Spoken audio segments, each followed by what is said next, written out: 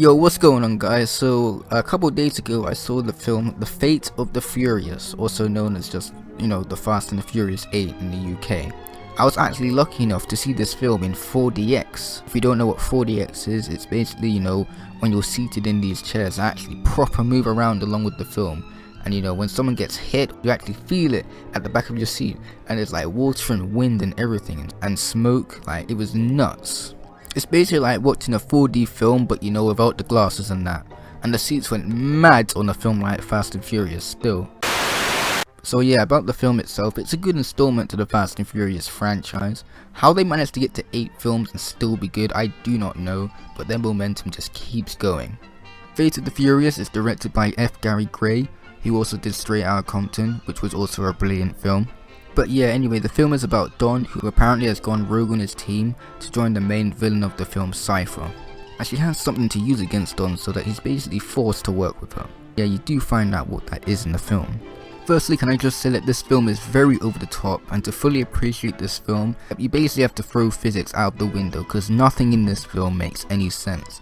So if you start nitpicking this film and saying why moments make no sense, you're gonna hate this film. This is a film where you simply just switch off your brain and enjoy the fast-paced action. If you want to fully analyze the film, then the film is technically a bad film, but when it's Fast and Furious, you tend to give it a pass because the films are just way too entertaining anyway. Unlike the Transformers series, where the action is just way too much to the point where it's just very boring, Fast and Furious 8 isn't like that. It does have some moments where it's actually funny, and does have some moments of heart as well. They're not amazing or anything, but they're actually pretty decent still.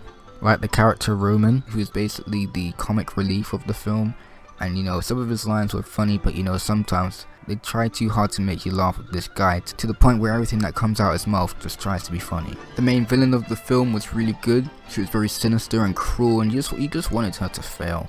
And I also liked she was kind of like a Bond villain as well, which was a nice touch. The best thing about this film, however, is the relationship between The Rock and Jason Statham. Their banter between each other was just way too funny. I found it interesting because Jason Statham was obviously the main villain of the previous film, so having to team up with the rest is quite interesting. But yeah man, The Rock and Jason Statham, they stole the whole show.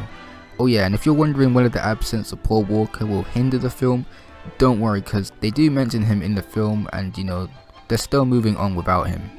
But yeah, that's all I really got to say. Personally, I don't think it was as good as the previous one, but I still think it was a good installment.